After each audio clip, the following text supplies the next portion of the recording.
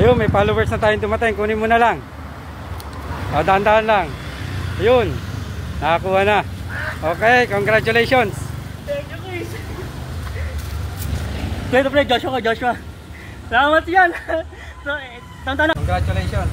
So, si Sir ang nakakuha ng ating langis.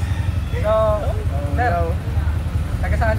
Yan lang po sa TNT Housing. O, pangalan? So, Mike Joshua Delo. Okay. So, hindi ka pa familiar sa ating game. Ha? So, hindi ka pa familiar. Okay. May tinatawag tayong langis o kahon. Yeah, sa langis o kahon, pag pinili mo kahon sa loob niya, may laman yan. Bubunot ka. At kung anong mabunot mo, yun ang makapunta sa'yo. Ha? So, ngayon, sa madali ang tanong, tatanungin kita. Langis o kahon?